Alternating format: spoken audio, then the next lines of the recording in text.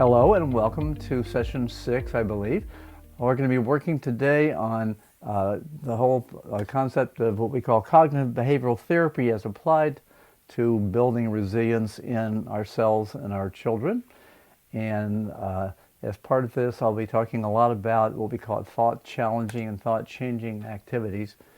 Brief rundown, what we've done so far. After our introduction, we got into what is stress, how do we manage stress, the two different types of coping, as you may recall, more problem-focused coping and then managing the impact. With regards to problem-focused coping, we got into problem-solving skills and worked on a paradigm for doing that. And then we also got into foundational skills with regards to the importance of regular exercise, activity. I'm going to throw in social activity, which I think is so important in this day and age, and especially with us being caught up on our social media, our devices, our screen time, and so forth. So regular, scheduled, graduated physical exercise and activity, and then also social activity, I think, so important.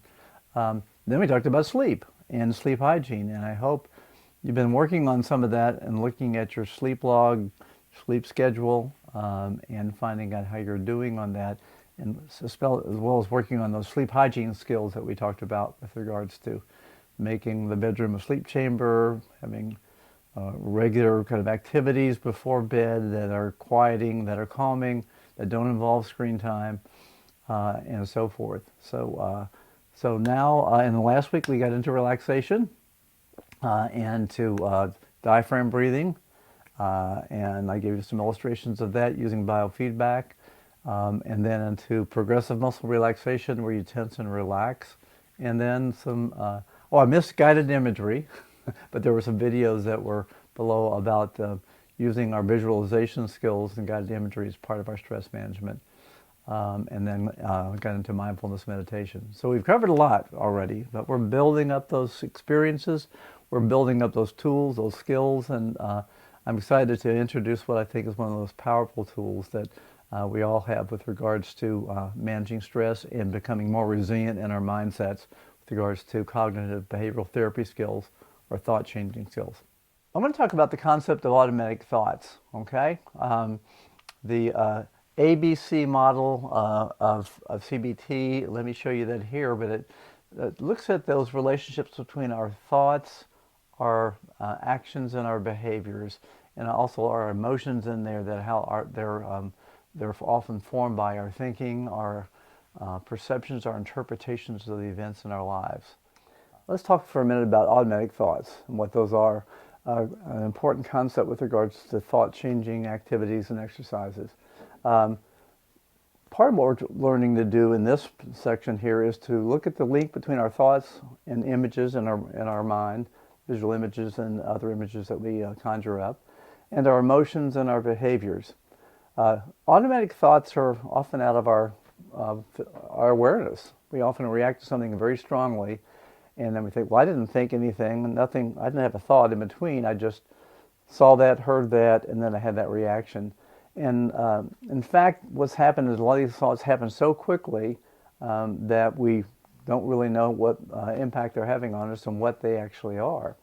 Often they're over-practiced without considering alternative interpretations and explanations, and accompanied by strong emotional reactions which not only are distorting our thinking and then our interpretation of the situation, but make it even harder to be flexible in our responding and in our reasoning. Often they're accompanied by more widespread kind of problems with rigidity and inflexibility in our thinking, which again becomes a barrier to creating change and becoming more flexible in handling stress and challenges. They're often a source of misinterpretation, misunderstanding, and conflict in relationships. So often the conflicts we find ourselves in sometimes are because one person's perspective or perception is very different than another's. And often both may be operating out of distorted thinking, which becomes really problematic in terms of just agreeing on things, working out conflicts, and so forth. The automatic thoughts create stress in our life, and relationships are almost always, quote, unhelpful. And I think that's that's something for us to, when we're evaluating our interpretation, our thinking about a situation, our self-talk, so to speak, it's important for us to really see if they're being helpful, if they make us feel better, if they help us resolve a conflict in a relationship. And if we can't meet those criteria, often that thought is then subject for consideration for changing that thought, challenging that thought, which we'll talk about more in a minute. A little hint here developmentally, associating words with our thoughts, which is verbal mediation, is a developmental task. Often think about the toddlers when they're playing, and they're talking. I know with my grandchildren, my own children and my grandchildren, they'll be playing and just talking out loud and just narrating everything going on. Well, that verbalization is part of how we internalize those thoughts, those skills, those behaviors. And so this is an important part of development. It's a natural thing. It's our narrating.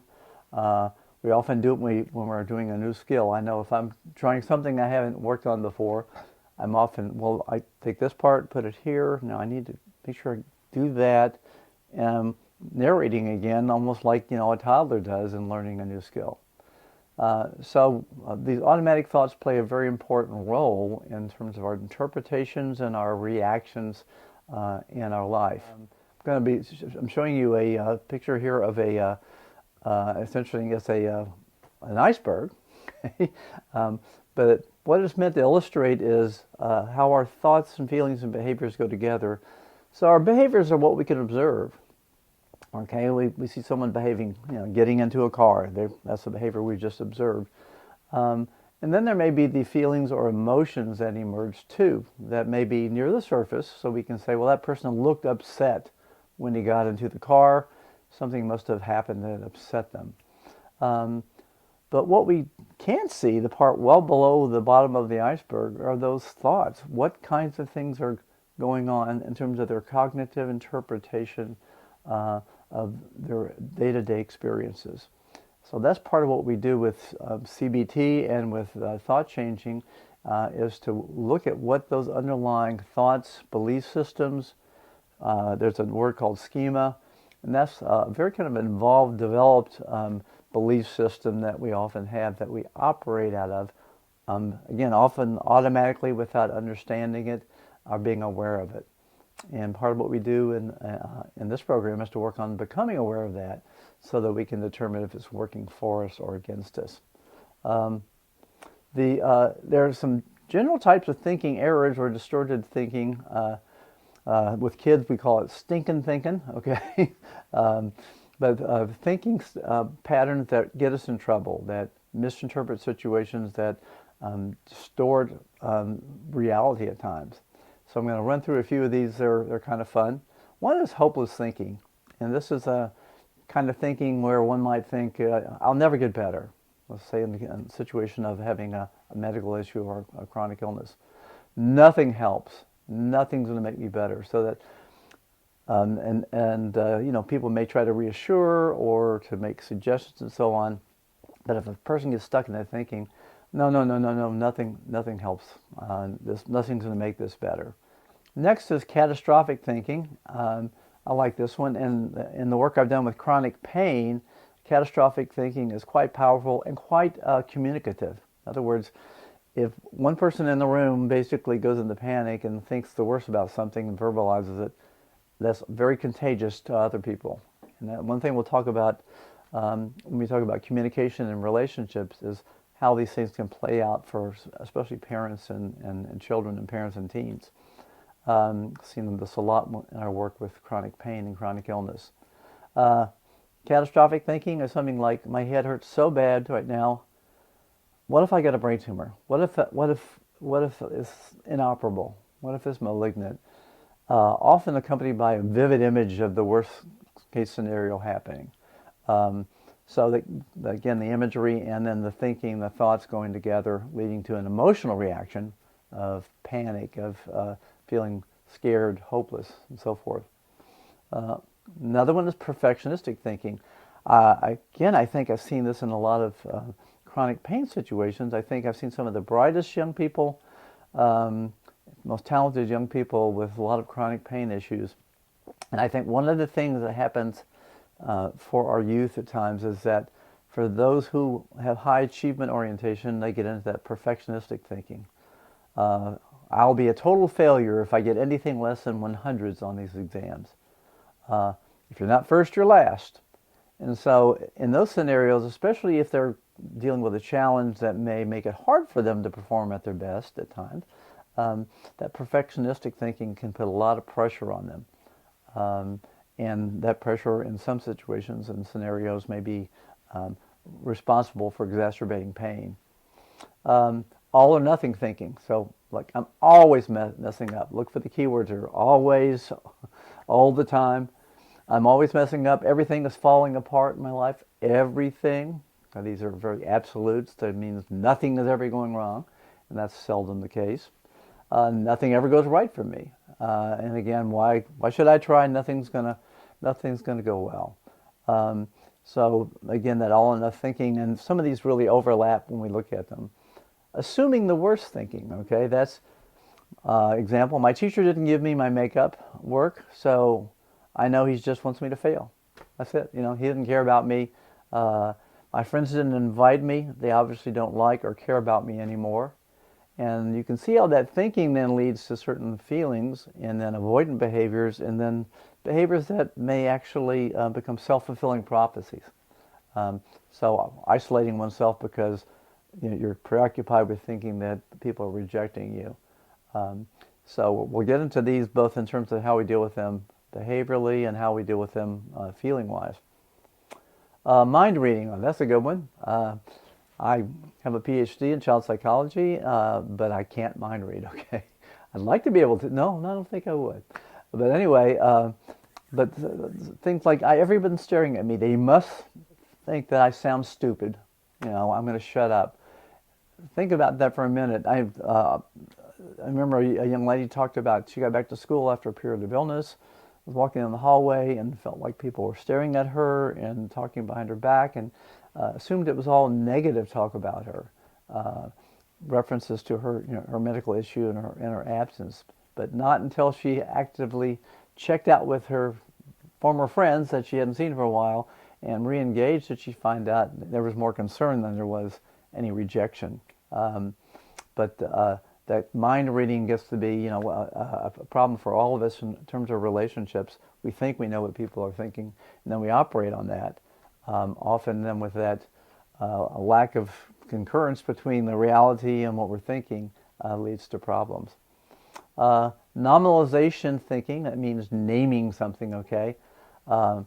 And making one thing cover everything. Like, I really bombed on that assignment. I'm obviously not smart enough for this class. Might as well drop out. I'm probably not college material. I'm just not that smart. Math phobia. I've seen so many kids with concerns about math, and they get so anxious about it, and that affects their performance. But I'm just not good at math. I don't have a math brain.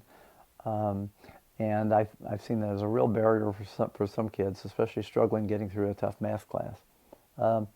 Last thing I think is blaming thinking. So it's so-and-so's fault that I didn't get that recognition because he didn't let me do the part that I thought I was best for me.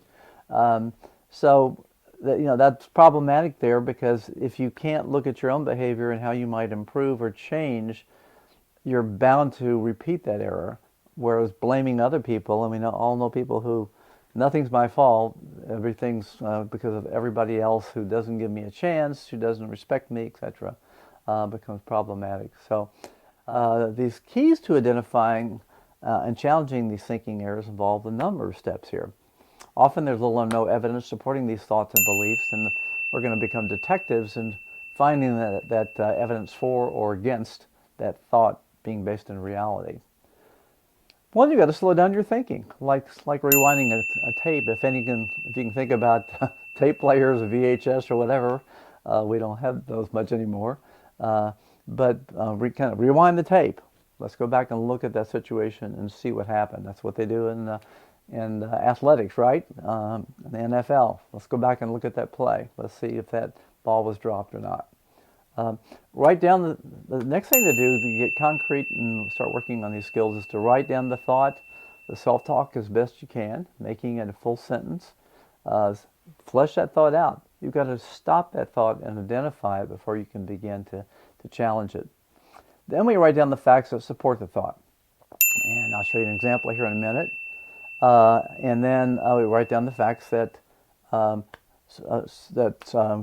don't support or fail to support and refute the thought.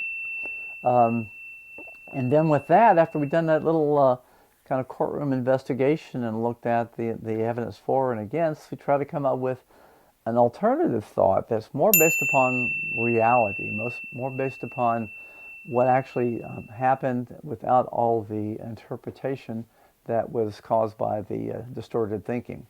And then we look for evidence of these thinking errors, distorted thinking in your thought. Again, I gave you some examples of the different kind of distorted thinking traps we fall into.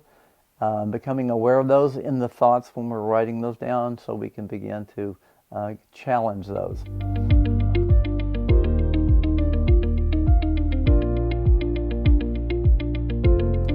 Okay, so here's what we're going to do. I'm going to talk about thought challenging skill practice here and give you an example. There's some worksheets that are going to be in the comments section, so you can actually start out by writing down, catching those automatic thoughts, okay?